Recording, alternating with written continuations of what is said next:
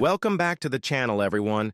It's such a joy to have you here today, and I'm excited to bring you this latest update from the heart of West Africa, a development that speaks volumes about national pride, unity, and leadership. As always, I want to thank you for tuning in and being part of this incredible journey as we shed light on the realities of our continent, often ignored or distorted in mainstream narratives. Today, we're heading to Burkina Faso, where history is unfolding in real time. There's something deeply moving happening in the city of Saya, also known as Bobo Dioulasso, and it centers around none other than the president of Faso, Captain Ibrahim Traoré. Before we dive in, here's a quick disclaimer. This channel is committed to providing accurate, well-sourced information and thoughtful commentary. The content shared here is intended for educational and informational purposes only.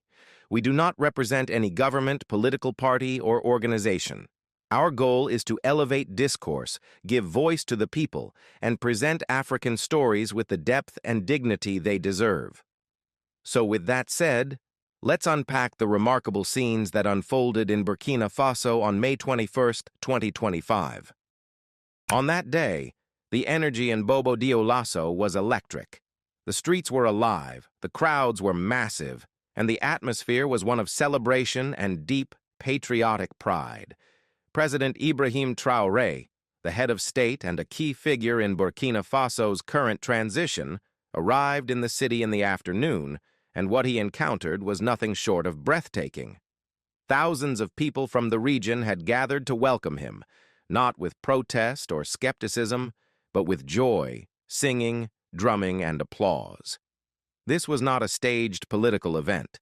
This was the spontaneous response of a people eager to show their appreciation and faith in a leader they believe in.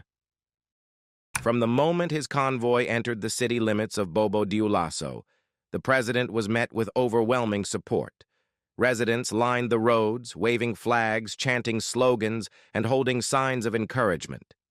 Children sat on the shoulders of their parents, women ululated with joy, and men proudly raised their fists in the air. The procession was slow, not because of any technical delays, but because the people themselves had taken over the streets in a show of solidarity that few leaders around the world can boast of receiving. And it wasn't just in Bobo Dioulasso. Along the road from Ouagadougou to Bobo, there were repeated stops. Towns and villages like Boni, Houndé, and Kumbia were filled with spontaneous gatherings. Locals came out in droves, some on foot, others on motorbikes, many carrying signs that read, "Long live the transition," or simply, "Welcome, Captain Traoré." These weren't mere formalities. They were acts of genuine affection and trust in a leader many now see as a symbol of hope for a new Burkina Faso. So what's driving this groundswell of public support? To understand the significance of this moment, we need to look at the broader context. Captain Ibrahim Traoré took power during a time of great uncertainty in the country. The challenges were, and still are, immense. Insecurity due to terrorism, economic hardships, widespread youth unemployment, and systemic underdevelopment, particularly in the rural regions. But since assuming leadership, Traoré has taken a populist approach that resonates deeply with ordinary Burkinabé. He has emphasized national sovereignty, resource independence, and military reform. His rhetoric often includes themes of Pan-African unity and resistance to neo-colonial influence, messages that are striking a chord with a population that has long felt neglected and exploited. In Bobo Dioulasso, the president's visit wasn't just ceremonial. He came with a plan and an agenda, one centered on transformation, not just speeches. Over the next 2 days, May 22nd and 23, Captain Traoré is set to preside over several key events focused on the modernization of agriculture and rural development. These initiatives are critical.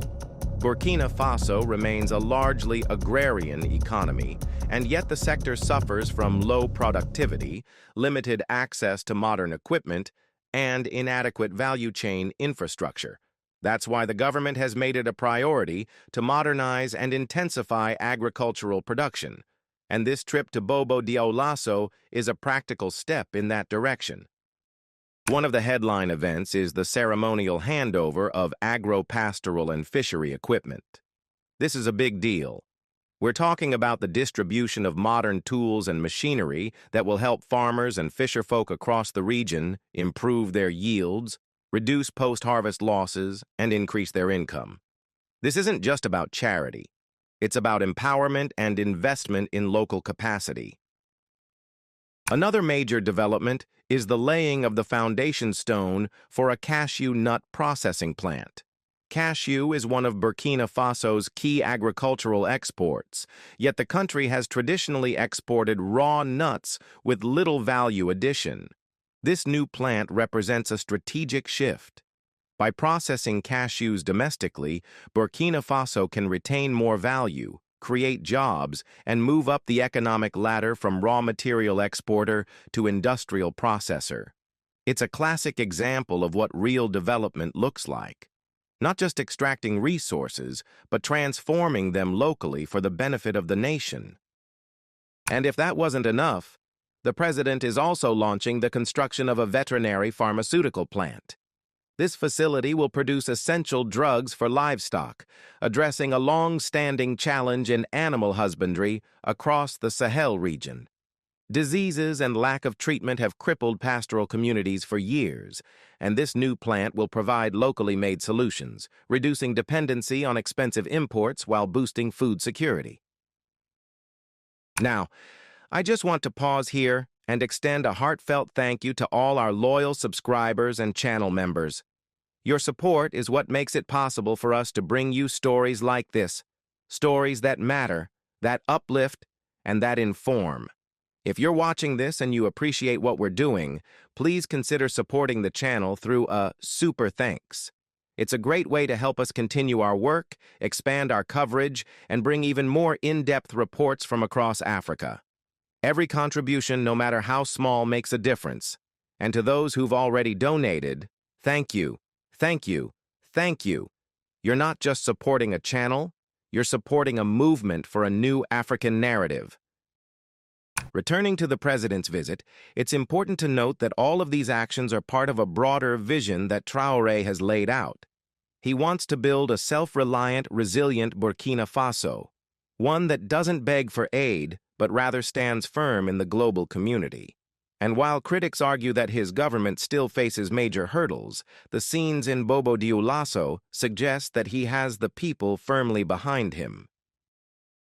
There's also a deeper cultural significance to the president's reception in Saya. Bobo Dioulasso is often called the cultural capital of Burkina Faso, a city known for its music, tradition, and spiritual depth. For Traoré to receive such a welcome, there is not only politically affirming, it's spiritually symbolic.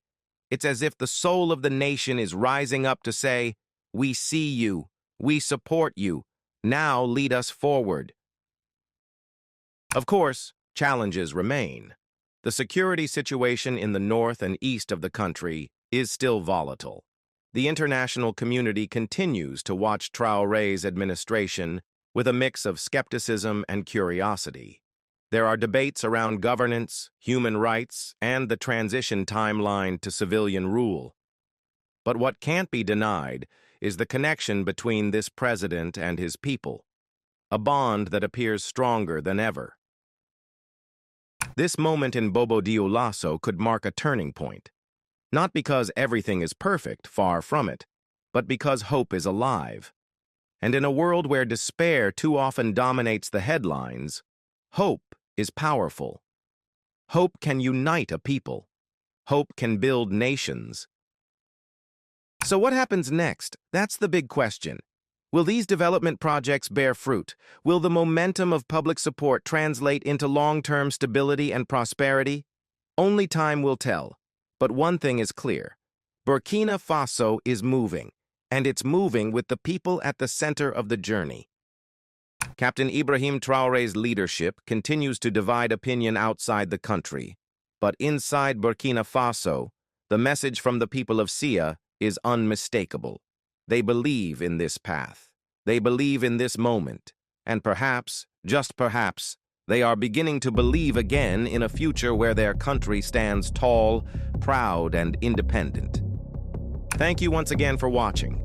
If this story inspired you, informed you, or even just made you think, please like, share, and leave a comment below. Let's keep this conversation going. And don't forget to subscribe and hit the notification bell so you never miss a new upload. This is Voice of Africa, and we'll continue bringing you the stories that others overlook, the stories that matter. Stay strong, stay hopeful, and as always,